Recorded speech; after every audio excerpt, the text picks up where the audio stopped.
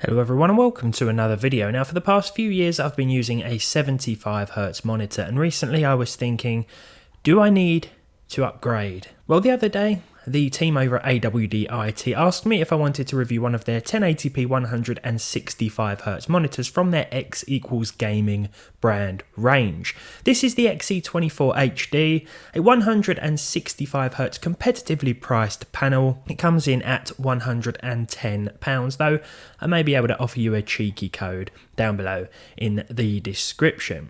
So anyway, they offered me a look at this monitor, and at first I was like, well, I don't really know how to approach this review. I mean, monitors aren't my speciality by any means, but as you can see behind me, got it set up. Nice and vibrant, lovely panel, nice colours to it, really stick out. I did have to tone the colours down a little bit by playing with the multitude of settings, but I've got it just how I like it. And today I want to talk about my experiences with a 165Hz monitor, talk about whether or not I think you should purchase one, and talk about whether or not one of these is worth it if, let's say, you're using slightly older PC specs. So first, the monitor itself. This is the XE24HD, a 165Hz IPS display, 23.8 inches. We've got FreeSync Premium here.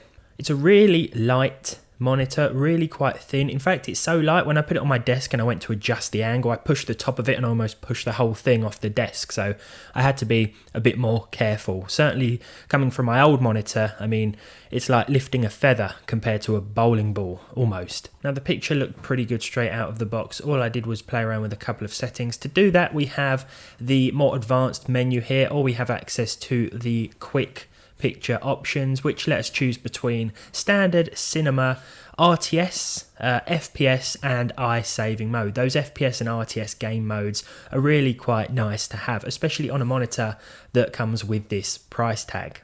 I'll put the full specs up on screen right now from the AWD-IT website, but I'll also leave a link down below in the description.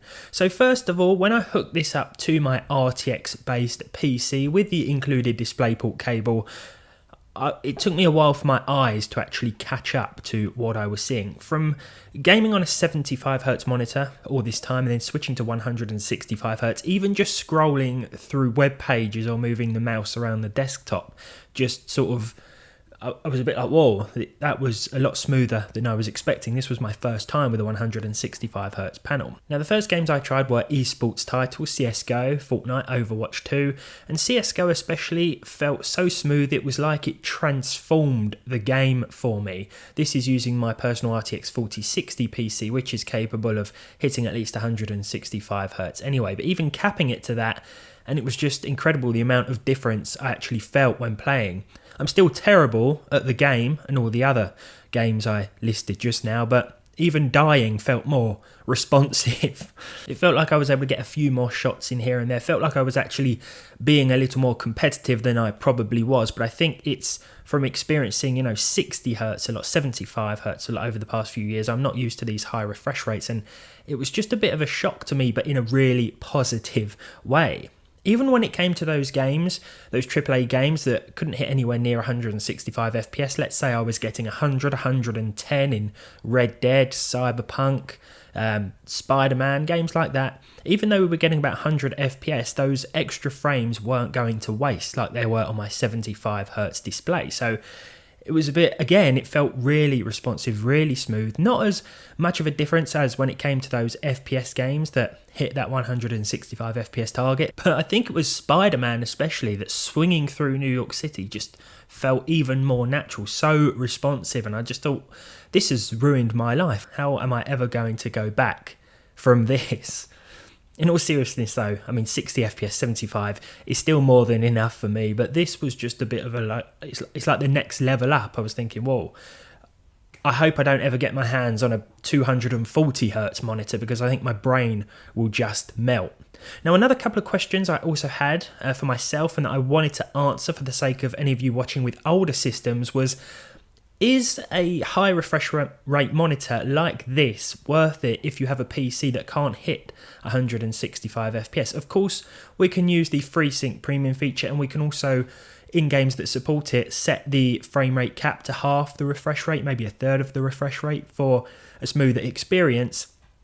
But I wanted to know that uncapped, if you're playing normally, you're getting, say, 100 FPS on an older card, something like my GTX 980, which can still pump out some really good frame rates, is 165Hz worth it for a card like this? Well, to be honest, it still felt a lot smoother because, as I said before, those extra frames aren't going to waste. Before, when I had this hooked up to a 75Hz display and we were getting 80, 90 FPS, I was only really seeing 75 FPS, of course, so the same could be said for a 60Hz monitor. But here, when we were getting 90, 100, 110, at least that in some instances, we were seeing all of those frames. We were feeling all of those frames as we played. And again, I still think it's definitely worth it, even if we can't hit 165 frames per second, at least not without some serious graphical sacrifices. Now, for my next trick, I decided to dig out one of my really old systems, the i5 2400 and GTX 1050 machine. It's funny, I think the 1050 is actually newer than the 980, but because it's that much weaker, it seems like the older card. It's certainly the less capable card, and in pairing with the i5 2400, an old quad-core CPU, we were certainly quite CPU bottlenecked. But again, I wanted to look at this from the perspective of, if you play certain games, is it worth investing in a monitor like this, especially considering the lower price tag? Now, when it comes to those AAA games, you're best off sticking to a 60Hz display. The 1050 or the equivalent, if you've got something as old and as sort of entry level as this, it's definitely not worth it really, because in most AAA modern releases, you're probably going to be scraping by at about 30 FPS, and maybe if you're lucky, you'll get 40, which to me is still playable, especially given the age and the power of the card.